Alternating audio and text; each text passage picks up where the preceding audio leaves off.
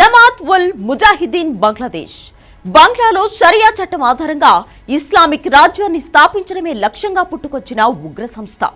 ఇప్పుడు ఇదే ఉగ్ర సంస్థ బంగ్లాదేశ్ నుంచి బెంగాల్లో అడుగుపెట్టింది.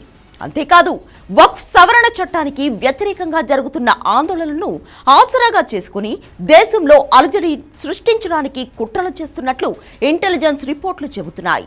ఈ మేరకు పశ్చిమ బెంగాల్లోని మమతా బెనర్జీ ప్రభుత్వాన్ని కూడా హెచ్చరించాయి. కానీ కేవలం ఓటు బ్యాంకు రాజకీయాన్ని నమ్ముకున్న దీదీ కేంద్ర నిఘా వర్గాల హెచ్చరికలను సీరియస్ గా తీసుకోలేదన్న వాదనలు వినిపిస్తున్నాయి. ముర్షిదాబాద్ హింసకు దీదీ వైఖరే కారణమన్న విమర్శలు కూడా ఉన్నాయి. ఇంతకు అసలేంటి జమాత్ ఉల్ ముజాహిదీన్ బంగ్లాదేశ్? ఈ ఉగ్రముఠా బంగ్లాదేశ్ నుంచి బెంగాల్లోకి ఎలా ఎంటర్ అయింది? బెంగాల్ ఆందోళనలు దేశవ్యాప్తంగా విస్తరించబోతున్నాయా? టాప్ స్టోరీలో చూద్దాం.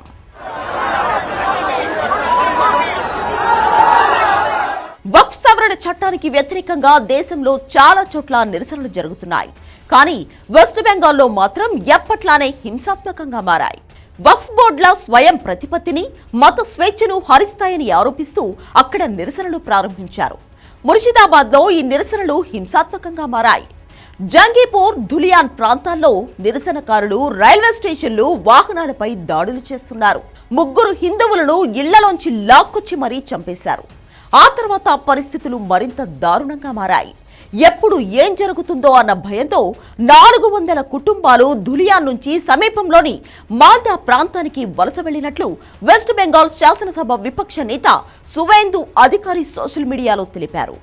బాధితులంతా స్థానిక నదిని దాటి మాల్దా జిల్లాలోని బైస్నాబ్ నగర్ ఉన్న పాఠశాలలో తలదాచుకుంటున్నారని తెలిపారు.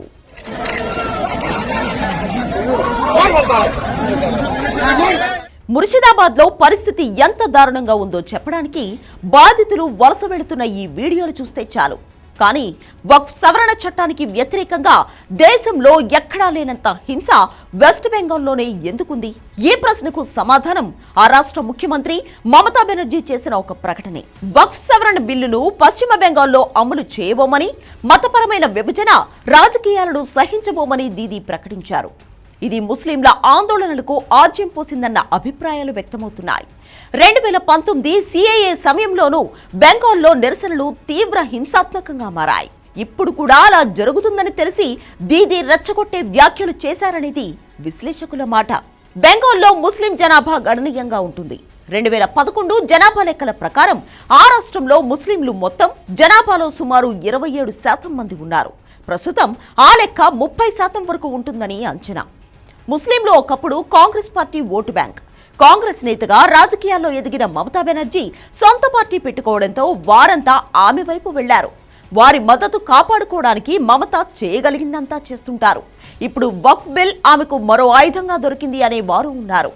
ఈ బిల్లును అమలు చేయబోమని చెప్పడం ద్వారా ముస్లింలను మమత మరింత రెచ్చగొట్టారని, అల్లర్ల విషయంలో కట్టడి చేయడానికి కూడా పూర్తి స్థాయిలో ప్రయత్నించడం లేదన్న ఆరోపణలు ఉన్నాయి. హింసను ప్రేరేపించే వారిపై ఉద్దేశపూర్వకంగానే పోలీసులు చర్యలు తీసుకోలేదన్న వాదనలు బలపడుతున్నాయి. కేంద్ర బలగాల మోహరింపు కోసం చివరికి హైకోర్టు జోక్యం చేసుకోవాల్సి వచ్చిందంటేనే బెంగాల్లో మమతా సర్కార్ తీరు ఎలా ఉందో అర్థం చేసుకోవచ్చు.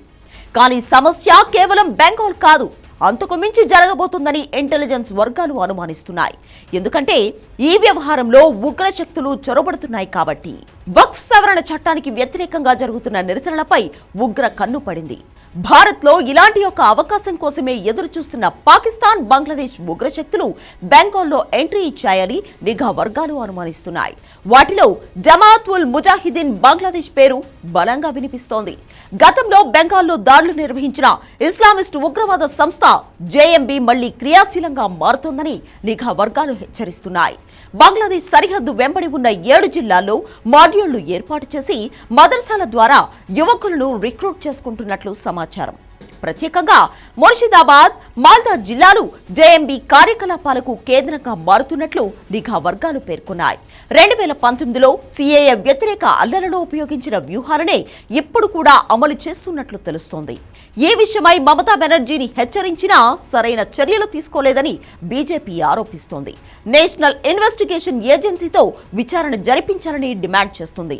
చూస్తుంటే ఈ వ్యవహారం రాజకీయంగానూ సెగలు రేపబోతున్నట్లు కనిపిస్తోంది.